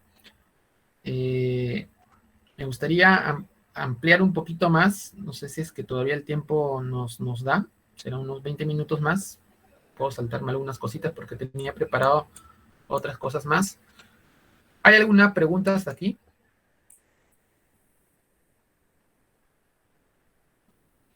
Sí, buenos días, Antonio, ¿qué tal? Sí, hola, Tengo Jorge. una consulta. Con respecto, mencionabas en un momento de que ya el fabricante te deja seteado los thresholds para los canales, ¿no? Para, por ejemplo, estamos usando Lifotronic y te deja seteado para FAM, Big y Sci-Fi. Sin embargo, en algunas ocasiones, cuando se hacen algunas corridas, estos thresholds se muestran muy altos y hay que hacer un ajuste ahí para luego poder pasar a analizar las muestras y catalogar algunas como positivas o negativas. Ujú. Mi pregunta es, ¿qué consideración hay que tener o es muy relativo al momento de definir un threshold como muy alto, muy bajo para el control positivo? Ya. Depende mucho de la forma de la curva, ¿no? Una cosa es ver una curva en forma de S perfecta, creo que por acá encontré, bueno, la de la referencia, ya, esta de acá, ¿no? Esa es una curva bonita, por ejemplo, ¿no? Cuando tú ves esto, en realidad no tienes problema de seteo, ¿no? No necesitas. A veces hay unas curvas que salen medias raras, ¿no? Y eso ya te hace sospechar de algo, algo está sucediendo, ¿no? Y si eso es constante, probablemente necesitemos un ajuste, ¿no? No sé si por acá tenía alguna. Y el ajuste, en realidad, hay que tomar unas, acá por ejemplo, ¿no? Hay algunos ruidos, digamos que estos ruidos aparezcan muy arriba, ¿no? Acerca al threshold. Entonces, eso probablemente te llame la atención y se va a tener que decidir entre resetearlo, ¿no? Y eso nuevamente, antes de hacerlo, por nuestro lado, siempre, en este caso, hay que consultarlo con el fabricante, ¿no? Pero ustedes saben bien de que en la parte práctica, sobre todo los que hacen investigación, esto lo setean constantemente, ¿no? Hay una serie de técnicas, ¿no? Algunos dicen que hay que tener 10 veces más el valor del basal para colocar el threshold. O también los equipos tienen un seteo automático, ¿no? Ustedes cuando ven todo el ruido, por acá hay un botón, no sé cuál es, en este equipo creo que no está, pero hay un botón que dice setear el basal y el threshold de forma automática. Y el equipo va a considerar todos estos ruidos y de acuerdo a eso te va a dar la mejor línea que cree conveniente. Pero a veces la parte automática no toma en cuenta algunos puntos, ¿no? Por ejemplo, que un punto esté muy alto, entonces de repente necesitas hacer la otra decisión, ¿no? De subirle un poquito. Y esto es importante, ¿no? Porque es evidente, ¿no? Si ustedes elevan un poquito el threshold, obviamente los setes cambian de todas las muestras. Este de acá, si bien era 21, con el nuevo seteo ya no va a ser 21, va a ser 21.2, 21.1. Y eso puede ser importante, ¿no? Si estamos en un valor de corte, lo va a cambiar. Si tu threshold es muy bajo ya también, ahora te va a hacer pensar de que hubo más carga, porque ahora está detectado ya no en el 21, sino en el 20, ¿no? Entonces, esas decisiones se tienen que tomar, obviamente, luego de evaluar, ¿no? De tus corridas, de cómo van saliendo, porque una vez que lo seteas, pues afecta a toda tu corrida, ¿no? Como eso es un kit comercial, es poco probable que esto sea necesario, ¿no? Pero de encontrarse algunas anomalías, hay que, yo recomiendo de que lo primero, antes de meterle mano al equipo, es solicitar el apoyo técnico del fabricante, ¿no? Indicar, ¿sabes qué? Estoy viendo de que hay mucho ruido en mi corrida, es constante esto, lo hace el mismo operador, ¿no? O sea, no hay muchas manos que entran aquí y sin embargo sigo viendo mucho ruido. Entonces tengo la duda, ¿es mi reactivo? ¿Es mi conservación? ¿Es mi muestra? ¿Qué hago? Seteo el threshold nuevamente y allí con todas esas características, pues el fabricante lo primero que te va a decir, bueno, probemos A, B y C, ¿no? Si no funciona, seguramente te va a decir, ya, reseteemos todo, ¿no? Es muy probable que eso pase. En investigación tú eres libre, ¿no? Tú puedes setearlo de acuerdo a algunos criterios, como le decía, ¿no? A veces lo setean, a veces es visualmente, ¿no? O a veces es de acuerdo a ciertas consideraciones, 10 veces más que el basal, sacan un promedio, unos rangos, etc. Hay varios métodos en realidad. Si buscamos en la bibliografía, sobre todo en inglés, van a vernos cómo determinar el mejor threshold, ¿no? Ante el ruido de una amplificación. Y ahí podemos encontrar más información. Pero mi consejo siempre va a ser primero, como esto es un kit diagnóstico, no es fácil, o sea, implica muchas cosas el setearlo por nuestra cuenta. Es mejor de que se tenga la asesoría directa del fabricante si es que eso fuera necesario, ¿no? Obviamente el fabricante va a decir, ah, bueno, esto no es un ruido en realidad, a ver, repítelo en tales condiciones, ¿ves? Desapareció. Entonces no era un problema del kit o del seteo original, ¿no? ¿Qué ocasiona esto? A veces son los dímeros, los que les decía, ¿no? A veces hay inhibidores. Inhibidores inician en la colección de muestra. Si la muestra fue inhibida desde un inicio, no sé, pues un tubo mal conservado, un hisopo que estaba yendo a introducirse de repente a la muestra, pero antes te tocó la mano, te tocó el mandil, tocó otra superficie y así extraíste la muestra, ¿no? Bueno, en todo lo que tocó hay inhibidores. Eso pudo haber también ocasionado eso, ¿no? Por eso es muy recomendable que en la toma de muestra, si es que los hisopos tocan alguna otra superficie, elimines el hisopo y vuelvas a colectar la muestra, ¿no? O inicies con un hisopo nuevo. En el procesamiento también, ¿no? Usamos guantes que no tienen talco, ¿no? Eso es una regla ya, ¿no? No creo que haya algún laboratorio que use en biología molecular guantes con talco, ¿no? No, es imposible que lo podamos usar. Si no, vamos a estar teniendo esos problemas. Usamos guantes sin talco, de preferencia de nitrilo, y las técnicas también para abrir los tubitos, a veces también determinan esto, ¿no? Pueden haber arrastres a veces de muestras entre uno y otro, ¿no? Eso también te puede causar cierto ruido.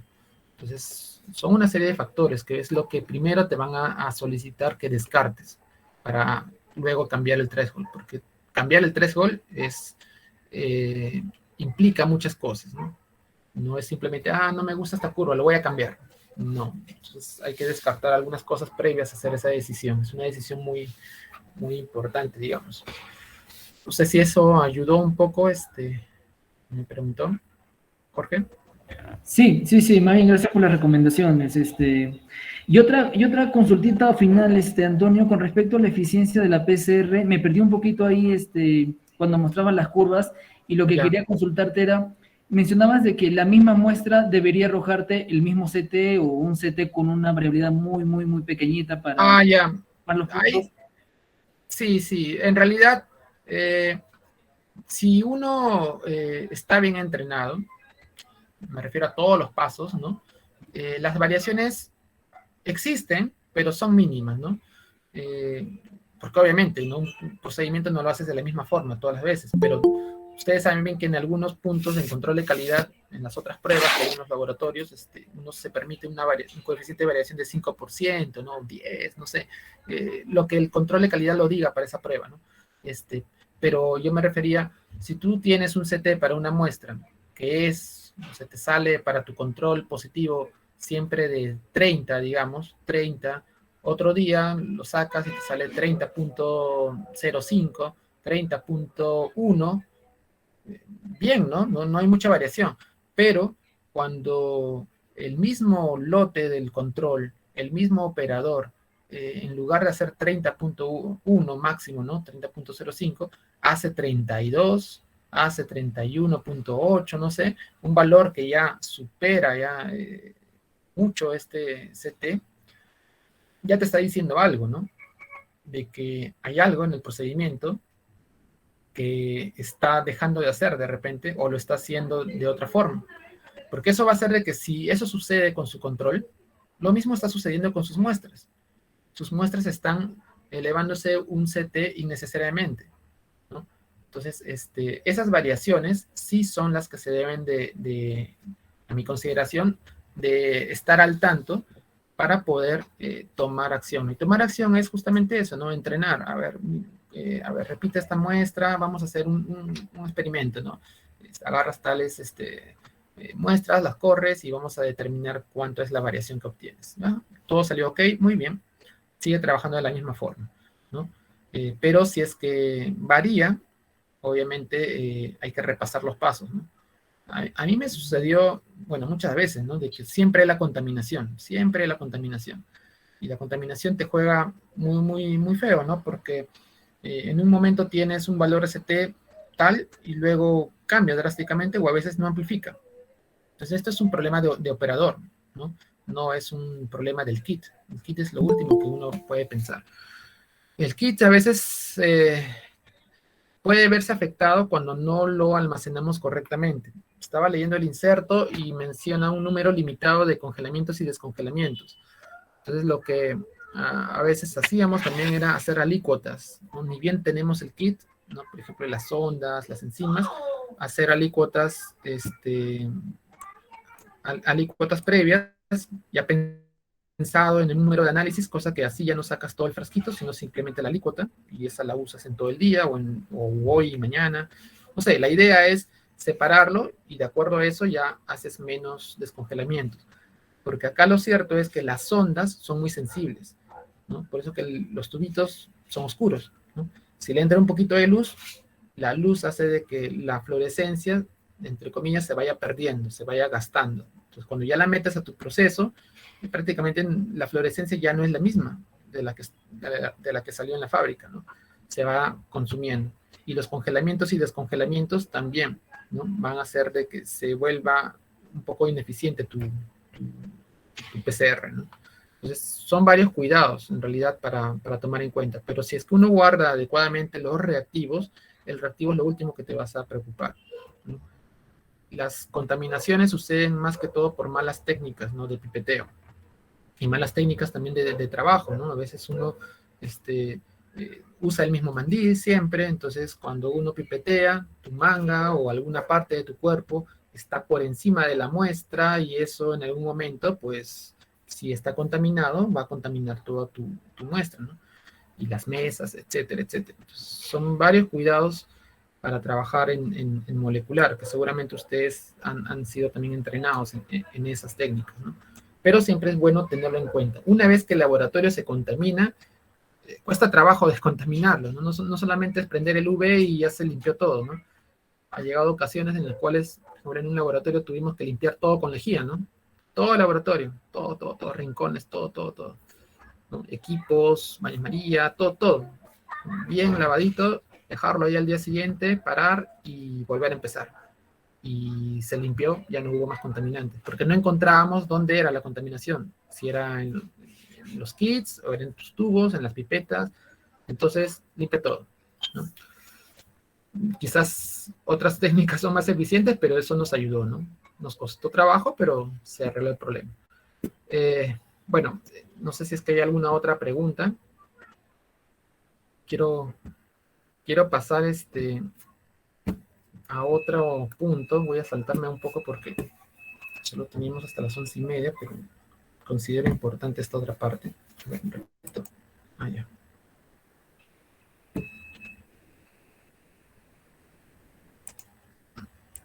Ya, ahora sí. Ya, entonces para acabar, hablamos un poquito de la eficiencia. Estos datos del SARS-CoV-2 los voy a dejar, ¿ya? Son datos generales que ya los conocemos, ¿ya? Este es el ciclo de vida, qué cosa. Simplemente el coronavirus es un virus ARN, y eso es lo que nos importa para su identificación. Las características clínicas ya las conocemos muy bien ahora, sabemos muy bien de que la edad está muy relacionada con la gravedad. Esto lo voy a dejar para lectura, lo del laboratorio de biología molecular. Tiene que ver más que todo con las separaciones, ¿no? De que hay zonas, ¿no? Como ustedes ya las disponen en su laboratorio, ¿no? De dónde vas a procesar la muestra, dónde la vas a almacenar a recibir, dónde la vas a extraer, ¿no? Y bueno, dónde la vas a amplificar, ¿no? El INS da una serie de lineamientos también para los laboratorios, ¿no? Entonces eso seguramente todos ya lo cumplen, ¿no? Si no, no estaríamos haciendo este tipo de pruebas. La OMS también hace una serie de recomendaciones, sobre todo en control de calidad, que acá les estoy dejando un link en la parte de abajo para que pudiéramos chequear eso, ¿no? Hay herramientas para ver el control de calidad, ¿no? Especialmente para COVID. Hay módulos que ellos usan para hacer el check, ¿no? Evalúan la organización del laboratorio, los documentos, la base de datos, el tipo de muestra, cómo los conservan, el historial, cómo manejan la información, cómo se llena el reporte, los reactivos, qué características tienen, si tienen un reporte de su fecha de vencimiento, o sea, todo eso, ¿no? Hace de que aseguren, en este caso, la calidad del trabajo en un laboratorio molecular. Los equipamientos que estén con su hoja de mantenimiento adecuada, las instalaciones, si tienen pozo a tierra, diferentes cosas que ellos van a ir viendo, ¿no? Para poder dar un check, digamos, a los laboratorios que hacen molecular. Pero eso a nivel de OMS, ¿no? Nosotros nos regimos por lo que dice el INS.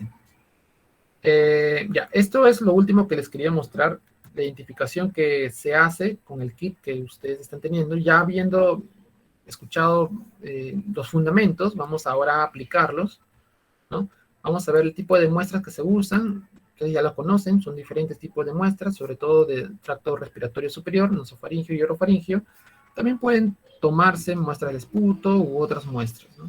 El inserto claramente indica qué tipos de muestras están evaluadas por ellos y son de uso, ¿no? Entonces, les recomiendo que también le den una lectura al inserto. Estos son datos generales para cualquier prueba molecular de COVID, ¿no? Acá hay videos de las colectas de muestra que ya ustedes la conocen muy bien.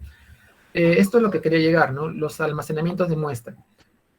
Cuando uno las colecta, puede durar 24 horas. Así menciona el inserto. En otras guías dicen que hasta 72 horas, ¿no? Pero bueno, de acuerdo al inserto Lifotronic, ellos recomiendan solamente 24 horas una vez colectadas y inmediatamente entre 2 a 8, ¿no? Y si hay demoras, las puedes congelar en forma, con todo el tubo, ¿no? A menos 70, pero menos 70 no es fácil de obtener. Bueno, luego de colectar las muestras y haberlas guardado, transportado, viene la extracción. Lifotronic tiene un kit de extracción y también tiene un robot de extracción, ¿no? O sea, la extracción sucede en una parte del laboratorio molecular, en una sección que es la parte, digamos, contaminada, ¿no? Porque ahí vamos a abrir la muestra, vamos a centrifugar y hacer una serie de tareas que implican una chance de que no nos infectemos necesariamente de COVID, sino que de que el ADN, el ARN o la parte molecular se contamine y contamine el ambiente. Y eso es muy peligroso desde el punto de vista del diagnóstico, ¿no? No tanto con la bioseguridad, sino con la técnica. Entonces hay una serie de reactivos que se usan. Al final acá hay un juego de lavados, ¿no? De lisis, hay un paso de lisis donde todo se rompe, se libera el ácido nucleico, y luego va a haber una sondita que está dentro de unos bits, que son las perlas magnéticas. Obviamente el fabricante no te va a decir qué secuencia ha usado, simplemente te dice perlas magnéticas, pero las perlas lo que hace es que dentro tiene una sonda que se va a unir a una secuencia de ese ARN para atraparlo, ¿no? Y una vez que lo atrapa, eso hace de que por un proceso de lavados, todo lo que no se unió se lava y al final te quedas con tu perla magnética que está unida a tu muestra, que en este caso es ARNs, ¿no? Chiquitos, y en un momento los vas a liberar y vas a trabajar con tu ARN extraído, ¿no? O sea, en resumen, eso es lo que hace. Y ya en el proceso, ustedes tienen este inserto, seguramente tienen ambos, no sé qué equipo hayan tenido, el manual o el automático, pero acá voy a relatar el manual. Esta es la muestra, están los volúmenes, 2 a 1, 2 de muestra, 4 de buffer, lo centrifugamos, ¿no?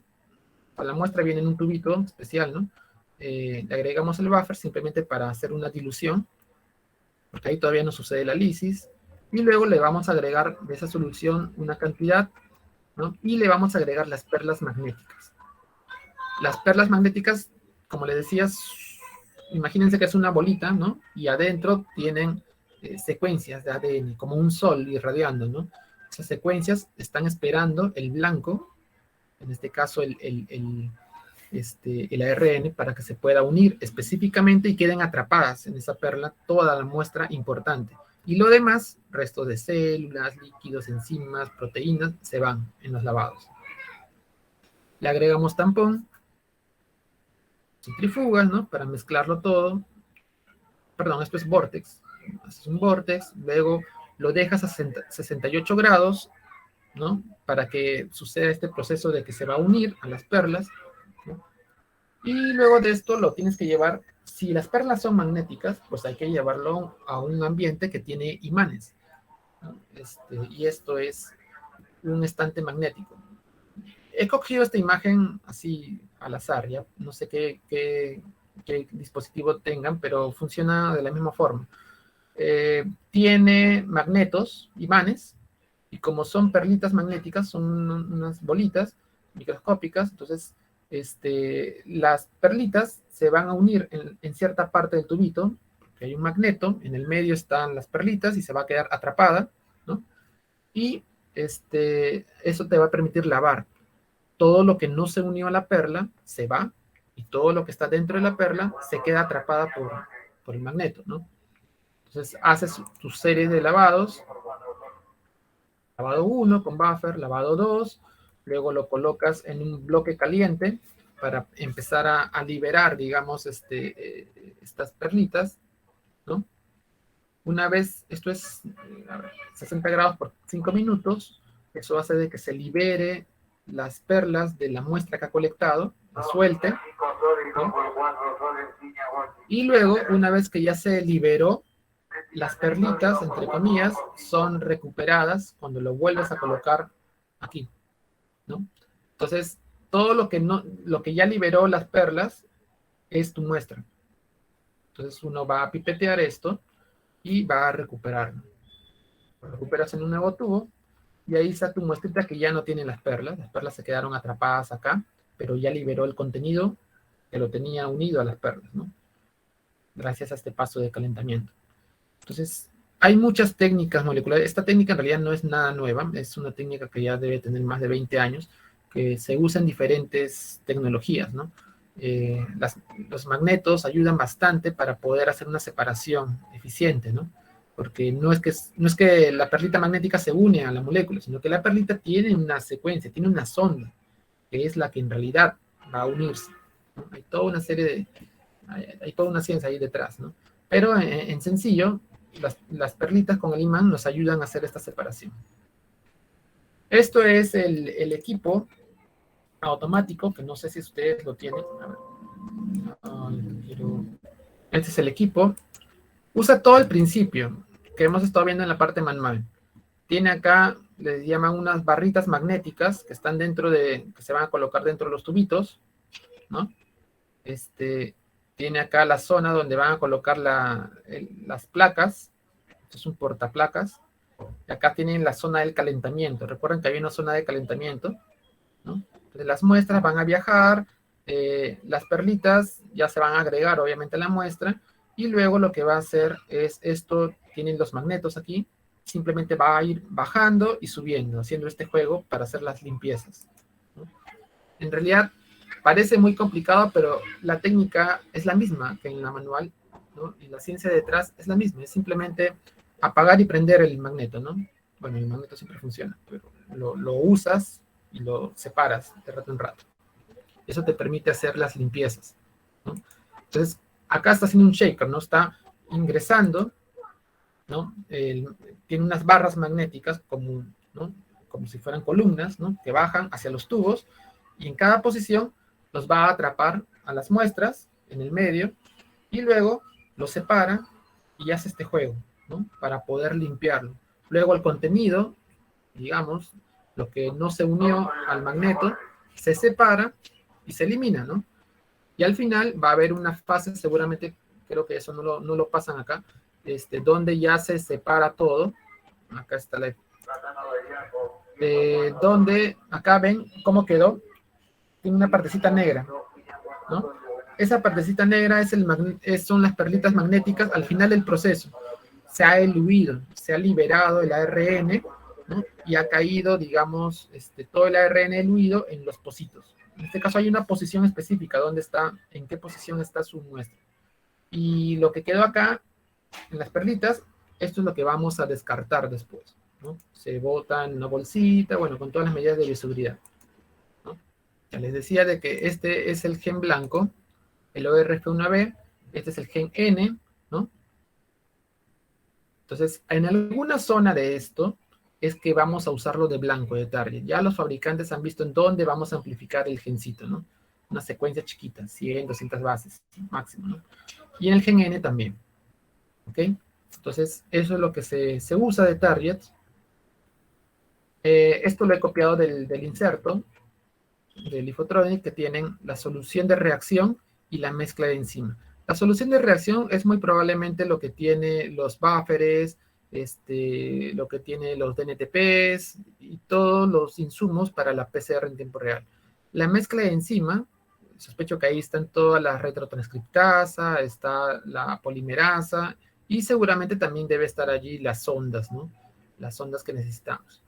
Lo menciono porque generalmente esos están juntos porque se guardan con algunas consideraciones.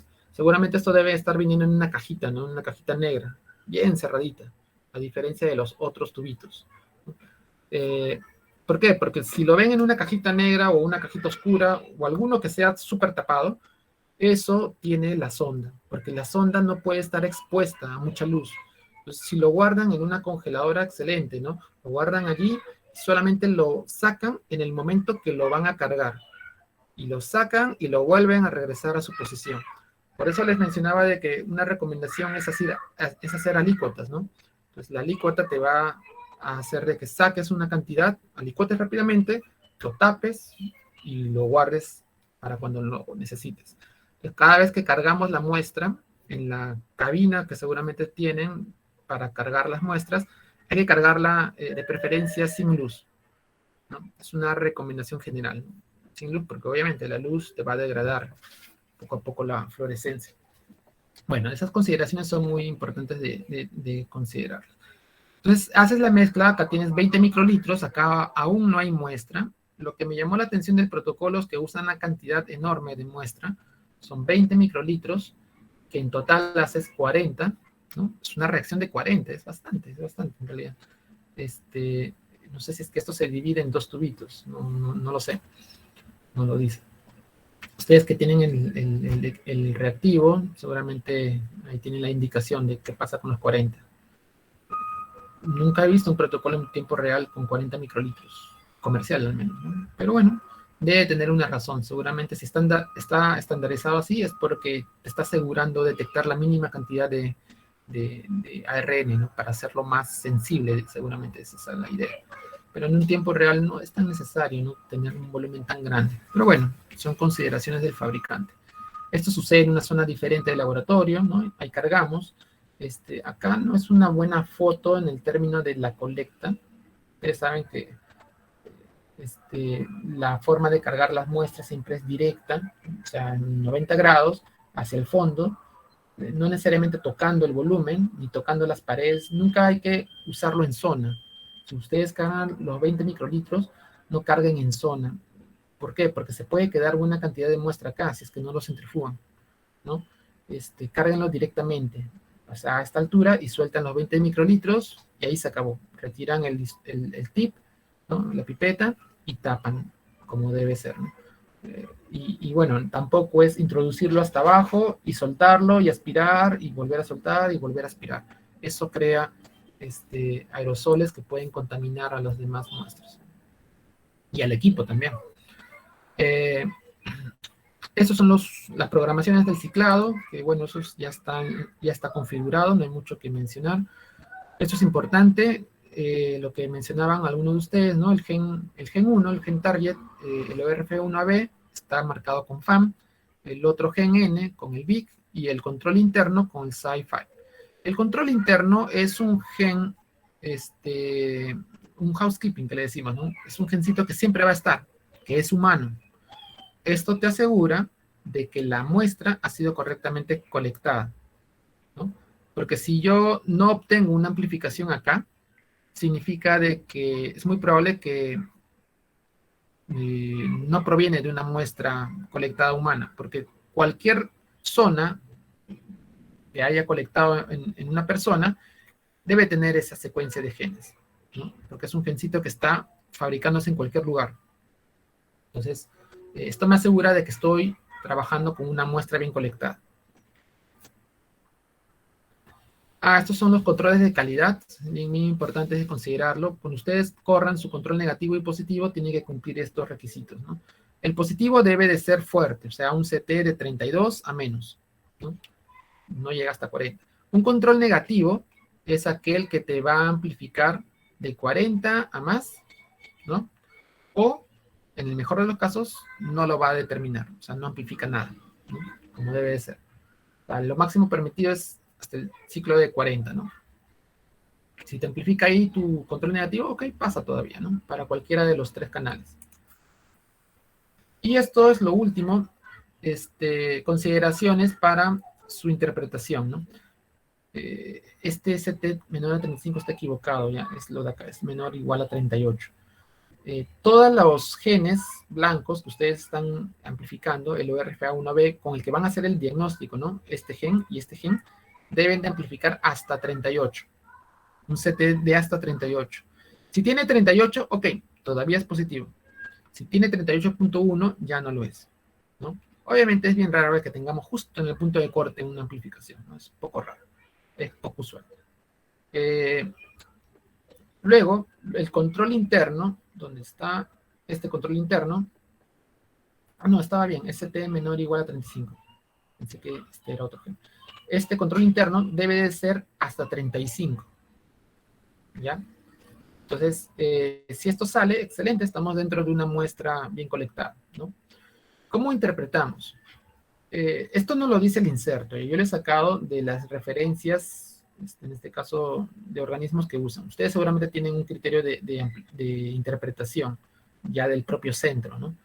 Pero lo indico, ¿no? Porque acá hay algunas dudas que a veces suceden, ¿no? ¿Por qué el control interno a veces tiene que aparecer y a veces no? ¿Por qué es relativo? Eso lo vamos a explicar acá. Necesariamente, para que salga positivo, ustedes tienen que tener, en este caso, la amplificación del ORF1B, ¿no? Si esto amplifica, el gen N puede que también amplifique, y el control interno ya aquí pierde un poquito, digamos, peso, ¿no? Puede que amplifique o puede que no. No importa el resultado del control interno. Ahora vamos a explicar por qué. Pero tú sabes que tu control positivo sí funciona y tu control negativo también está dándote lo correcto. Si este es el cuadro, esto es un caso positivo, digamos, ¿no? Una identificación positiva del virus. ¿Por qué el control interno acá no importa si es negativo o positivo? Porque ya está amplificando. El control interno te está indicando, aparte de que hay una colección de muestra correcta, ¿no? Te está indicando de que todo el kit está funcionando. Las amplificaciones, etcétera, etcétera, están funcionando porque estás obteniendo producto para el gen 1 y para el gen 2. Entonces, que acá obtengas o no obtengas, no te están negando de que ha habido amplificación, porque antes la ha habido. Entonces, podemos prescindir de este resultado, digamos, en la interpretación. Por eso es de que aquí es positivo. Es muy diferente, a ver, acá, por ejemplo, ¿no? Aquí, por ejemplo, ninguno de tus genes blancos han amplificado. No llegaron ni siquiera al CTE38, ¿no? Ninguno, ni el gen 1 ni el gen 2. Pero tú necesitas, acá sí, para decir que es negativo, necesitas obligatoriamente que tu control interno sí amplifique. Es la única forma de que valides este resultado negativo. Si esto no te sale negativo, no amplificó nada, estarías en este caso. Si eso sucede, significa de que, ok, ¿y qué está amplificando entonces? ¿Tienes muestra en realidad? ¿Has colectado correctamente una muestra? ¿Hay alguna muestra humana? O sea, porque el control CI5 de esta sondita está amplificando un gen humano. Entonces, si esto no sale, significa de que el hisopo probablemente nunca colectó alguna muestra útil de la zona que hayan colectado. Si no hay una muestra útil, al menos humana, ¿qué te asegura de que pudo haber encontrado una muestra del virus? Entonces, como no amplifica, esto lo convierte en inválido, o sea, que necesariamente tenía que haber salido. Entonces, esto, si te sale positivo, es bueno, porque dice, ok, has entrado, has colectado una buena muestra, ahí está, ha amplificado, es una muestra humana, estás en la zona correcta, pero lastimosamente en esa zona correcta no está el gen blanco que tú quieres amplificar. Entonces, esto te valida, obviamente teniendo en consideración los controles, de que estás frente a una muestra negativa. Esa persona no tiene SARS-CoV-2, o al menos hasta ese momento no es detectable, ¿no? Y acá viene el otro juego que les decía, ¿no? Ok, para algunas interpretaciones, por ejemplo, OMS, sí, usen solamente el ORF1B, ¿no? Dicen, si esto te amplifica, No importa, no importa con el gen N, ¿no? Si amplifica o no amplifica. La cosa es que esto sí lo haga, ¿no? Y obviamente la interpretación va igual con el 6.5, ¿no? Si amplifica o no amplifica, porque acá ya lo hizo anteriormente. Y si esto concuerda con tus controles, muy bien, sale positivo.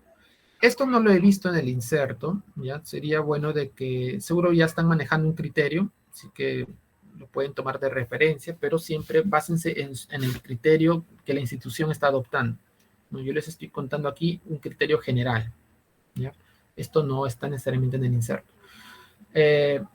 ¿Cuándo invalidamos? Lo primero, cuando todo te sale positivo. Un control negativo te salió positivo. No, pues si el control negativo te sale positivo, eso ya explica por sí solo el resultado, ¿no?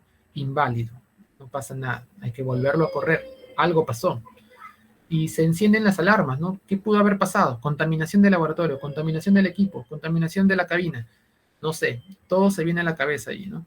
Y hay que a veces examinar qué cosa lo causó hace perder más tiempo.